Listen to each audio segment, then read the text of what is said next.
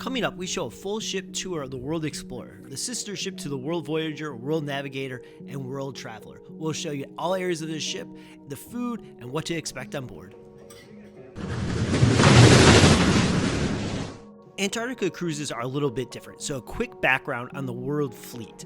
It's owned and operated by Mystic Cruises, meaning the room attendants to dining staff to the chef to the captain, they're all Mystic Cruise staff, while various expedition companies lease the ships and supplement them with their own guides.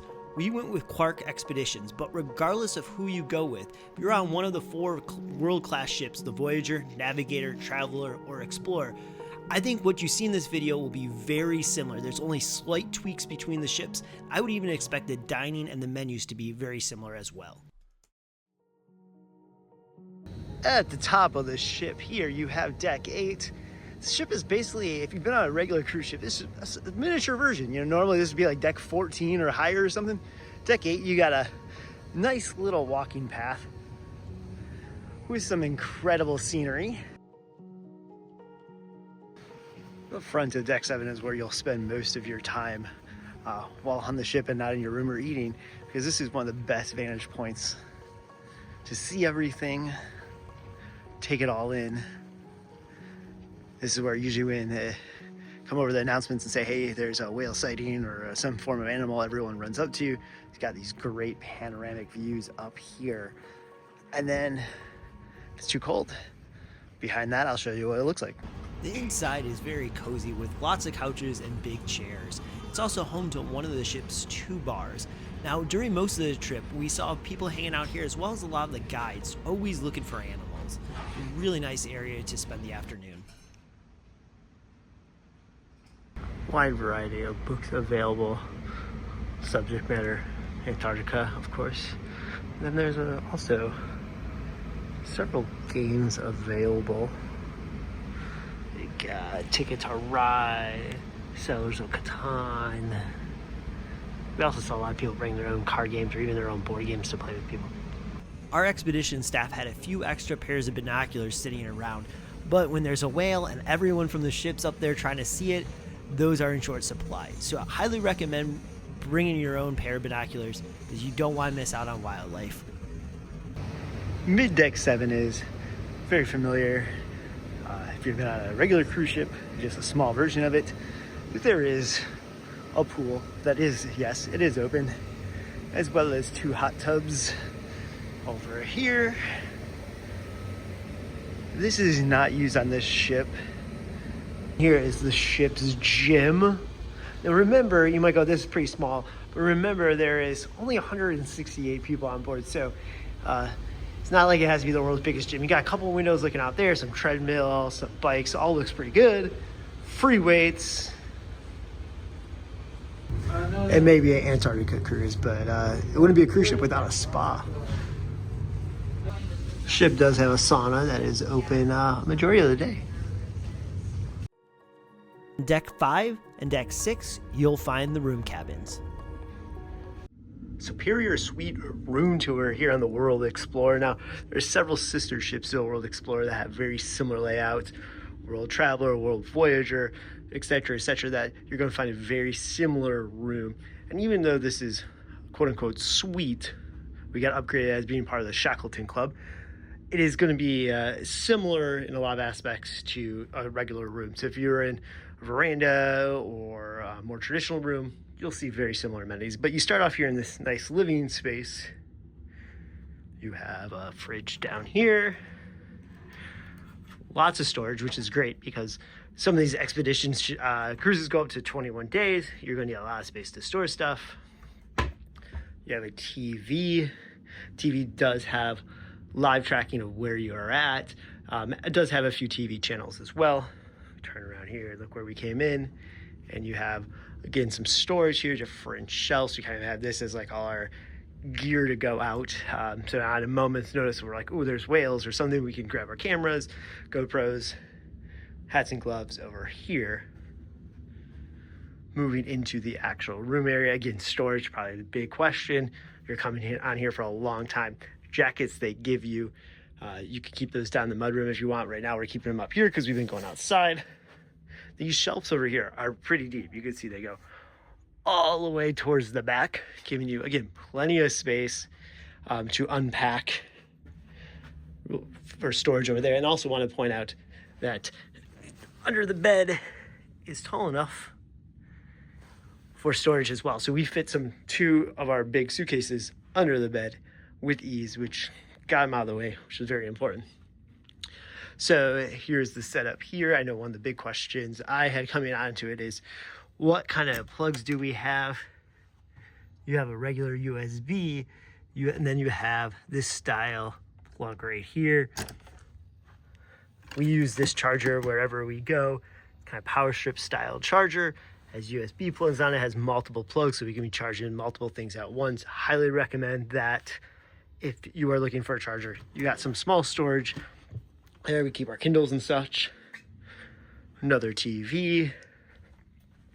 This side of the bed has the same outlets as well, which is nice. We can both charge our phones at the same time. Let's go out to this balcony. These are made for the Arctic, so these are not your normal cruise. I can actually, all right, that took a little bit of work, and we got the door open, but you can see this is heavy duty doors because even though we're on the 7th floor, they have been known to get waves that come all the way and crash over on this floor. Nice setup here. Really big balcony. See Antarctica off in the distance. Now, what is nice is there is the observation lounge right above us, but this allows us to also get closer to some of we've seen penguins, whales, all kinds of stuff sort of right on by here, and this allows us to get nice and close to that. And you're like, why would you sit on the balcony? It's really cold. Actually, it's not. I'm in a t-shirt and pants right now, and it's really nice. And that's also why you'd want to keep your expedition jackets with you, so that you could jump. It is a little cold. You can put them on and jump out here. Head back inside again. Again, the shower is going to be similar in all of the rooms, so this works for you. Nice shower space. I know there's a lot of comments on what kind of products they use. There you go.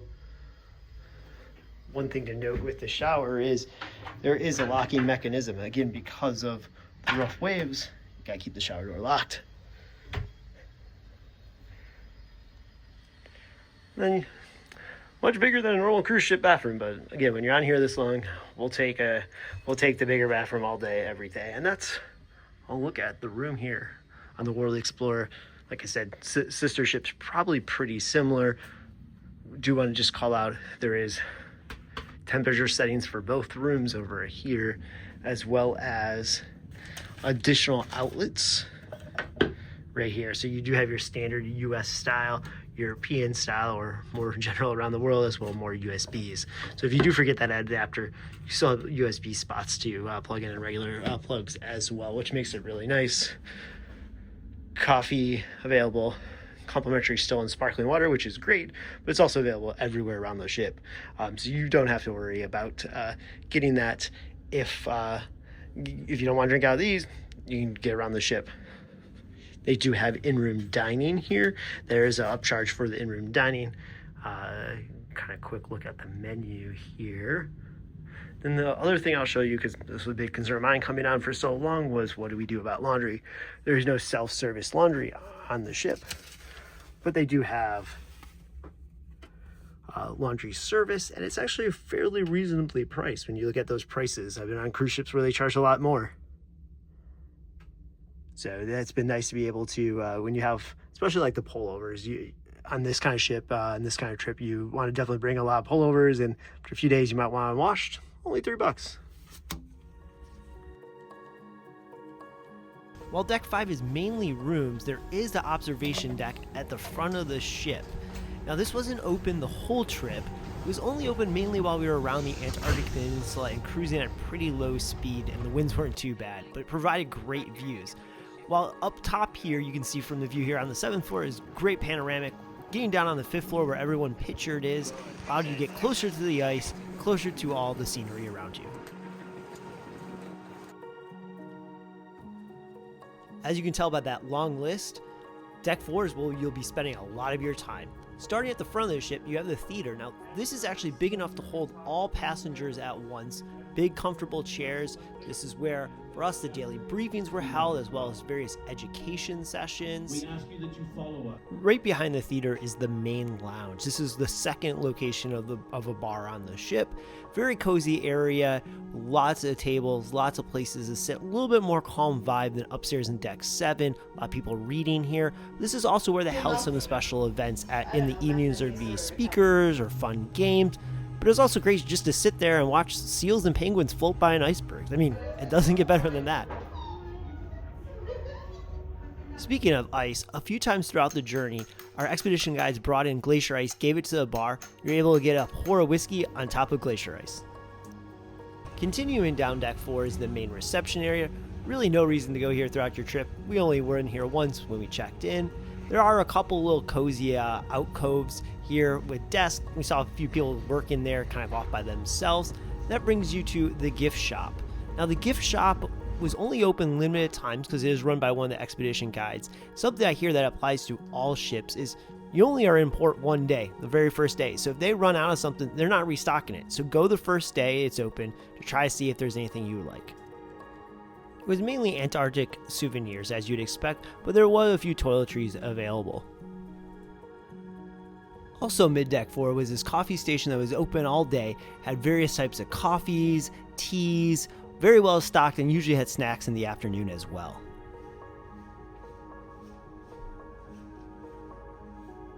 Always neat finding on a cruise ship the plaques of the places they have sailed. That takes us down the hallway where there's a small beauty salon, mainly just for haircuts, towards the back of the ship where you have the dining room.